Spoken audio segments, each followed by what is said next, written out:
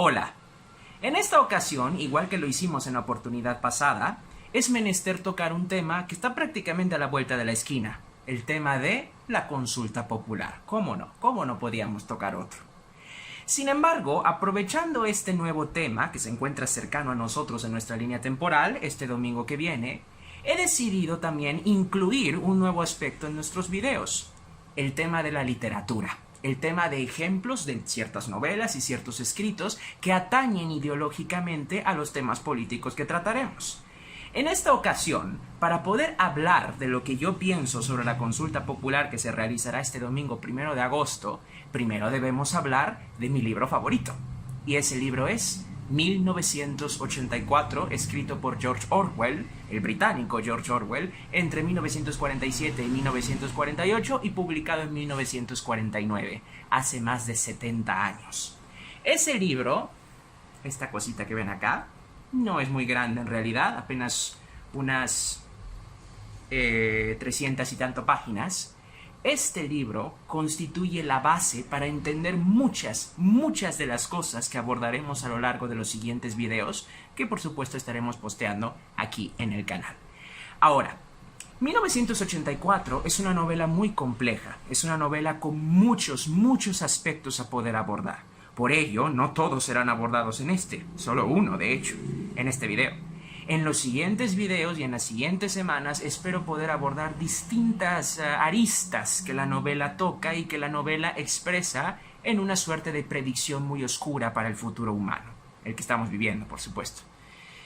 Sin embargo, el aspecto que nos atañe de esa novela hoy es uno que de hecho, una escena que se suscita casi al principio de la novela, en las primeras 20-30 páginas, dependiendo de la edición que ustedes compren. Y esa escena, ese episodio, George Orwell, dentro de la novela, lo tituló Los 2 minutos de odio. A continuación, lo que ustedes escucharán será una narración hecha por mí sobre los 2 minutos de odio. Es decir, es una narración de la escena, de cómo se desarrolla y narra la escena, por supuesto en español, en la novela. Pero antes de que ustedes escuchen esa narración, primero hay que dar una suerte de preámbulo respecto a lo que es 1984, por supuesto si no lo han leído.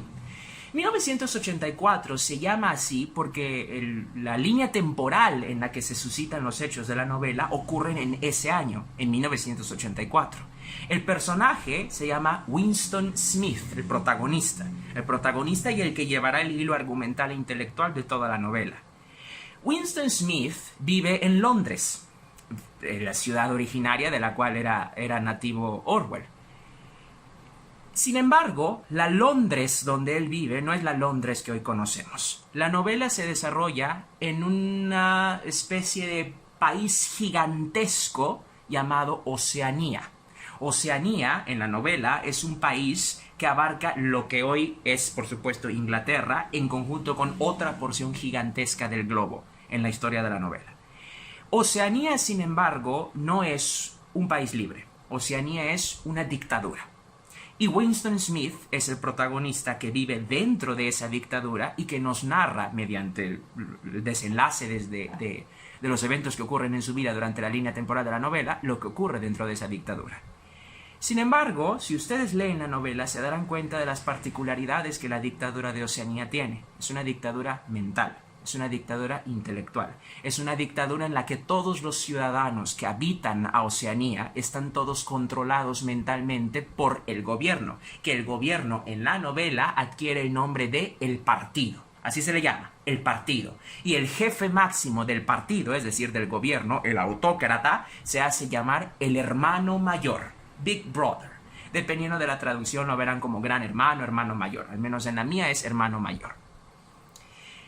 Y ese es el contexto en el cual se desarrolla la novela. Hay muchos temas y conceptos que expresó Orwell, que teorizó Orwell en la novela, como la neolengua, el doble piensa, el antecrimen, que serán abordados en videos posteriores. Pero nada más para que tengan en cuenta, porque en la narración se van a mencionar. Son aspectos propios de la vida, de la línea temporal de nuestra novela, de 1984. Esta escena, llamada Los 2 minutos de odio, como dije, se desarrolla al principio de la novela, cuando todavía estamos conociendo a nuestro protagonista y conociendo las distintas etapas de su vida y las distintas escenas que se comienzan a suscitar al principio y que Orwell usa como un pretexto para poder describir al mundo de 1984. Y bueno, sin mayor preámbulo que ese, aquí tiene la narración. Attention, comrades. Take your places for the 2-minute haste. Eran casi las 11 y en el departamento de archivos, donde trabajaba Winston, estaban sacando las sillas de los cubículos hasta el centro del vestíbulo, enfrente de la gran telepantalla, en preparación para los 2 minutos de odio. Un instante después, la telepantalla del fondo de la sala emitió un chirrido estridente y desagradable, como el de una gigantesca máquina sin engrasar. Era un ruido que ponía los pelos de punta y hacía rechinar los dientes. Había empezado el odio. Como de costumbre, el rostro de Emanuel Goldstein, el enemigo del pueblo, apareció en la pantalla. Se oyeron silbidos aquí y allá entre el público. La mujer de cabello rubio soltó un chillido de asco y de temor. Goldstein era el renegado y desertor que hace mucho tiempo, nadie recordaba con exactitud cuánto, había sido una figura señera del partido, casi a la altura del hermano mayor. Y luego se había dedicado a las actividades contrarrevolucionarias. Lo habían condenado a muerte y se las había arreglado para escapar y desaparecer misteriosamente. Los programas de los 2 minutos de odio variaban a diario, pero no había ninguno en el que Goldstein no fuese el protagonista. Era el traidor por excelencia, el primero en mancillar la pureza del partido. Todos los crímenes subsiguientes contra el partido, todas las traiciones, los actos de sabotaje, las herejías y las desviaciones emanaban directamente de sus enseñanzas. Seguía vivo y conspirando en algún sitio, tal vez al otro lado del mar, bajo la protección de sus amos extranjeros, quizás incluso, y así se rumoreaba de vez en cuando, oculto en algún escondrijo en la propia Oceanía. Winston notó una opresión en el diafragma. Era incapaz de ver el rostro de Goldstein sin sentir una penosa mezcla de emociones. Era una cara delgada de judío, con una aureola de cabello blanco y despeinado y una barbita de chivo. Un rostro inteligente y, sin embargo, inherentemente despreciable, con una especie de estupidez senil en la fina nariz en cuya punta se sostenía un par de gafas. Parecía el rostro de una oveja y su propia voz tenía un no sé qué de oveja. Goldstein estaba pronunciando su habitual discurso envenenado contra las doctrinas del partido, un ataque tan exagerado y perverso que hasta un niño podía darse cuenta de que no se tenía en pie, aunque al mismo tiempo resultaba lo bastante creíble para causar la sensación de que otros, menos inteligentes que uno mismo, pudieran dejarse convencer. Estaba insultando al hermano mayor, denunciando la dictadura del partido y exigiendo la firma inmediata de la paz con Eurasia. Defendía la libertad de expresión, la libertad de prensa, el derecho de reunión, el derecho de opinión. Gritaba histéricamente que habían traicionado a la revolución, y todo con un estilo rápido y polisilábico que parecía una parodia del estilo habitual de los oradores del partido. Incluso utilizaba palabras en nueva lengua, más de las que utilizaría cualquier miembro del partido en la vida real. Y entre tanto, por si alguien dudaba de la realidad que ocultaban los engañosos disparates de Goldstein, por detrás de él, en la telepantalla, desfilaban las interminables columnas del ejército de Eurasia, filas y filas de hombres de aspecto robusto y rostro impasible, que llenaban la pantalla y desaparecían para ser reemplazados por otros de aspecto exactamente idéntico. Las pisadas rítmicas de las botas de los soldados servían de trasfondo a los balidos de Goldstein. Antes de que hubieran transcurrido 30 segundos de odio, la mitad de los presentes estallaron en incontrolables exclamaciones de rabia. El rostro ovino y complacido y el terrorífico poder del ejército de Eurasia a su espalda eran insoportables. Además, bastaba con ver o incluso pensar en Goldstein para sentir miedo y rabia de forma automática. era un motivo de odio aún más constante que los enemigos de la dictadura, pues siempre que Oceanía estaba en guerra con Eurasia o con Asia, una de esas potencias por lo general estaba en paz con la otra. Pero lo raro era que, por más que todo el mundo odiara y despreciara a Goldstein, por más que todos los días y 1000 veces al día sus teorías se refutaran, aplastaran, ridiculizaran y mostraran al mundo como una sarta de sinsentidos en las tribunas públicas, la telepantalla y los libros y los periódicos, su influencia no parecía disminuir. Siempre había nuevos incautos dispuestos a dejarse embaucar. No pasaba un día en que la policía del pensamiento no desenmascarara a algún espía o saboteador que trabajara a sus órdenes.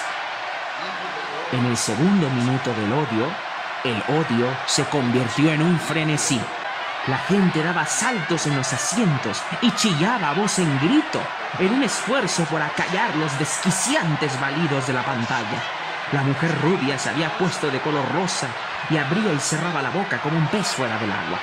La joven del cabello oscuro que había detrás de Winston había empezado a gritar «¡Cerdo! ¡Cerdo! ¡Cerdo!». Y de pronto cogió un grueso diccionario de nueva lengua y lo lanzó contra la pantalla. El diccionario golpeó a Goldstein en la nariz y rebotó. La voz continuó inexorable.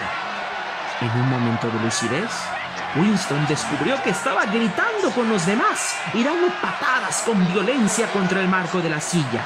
Lo más horrible de los 2 minutos de odio no era que la participación fuese obligatoria, sino que era imposible no participar.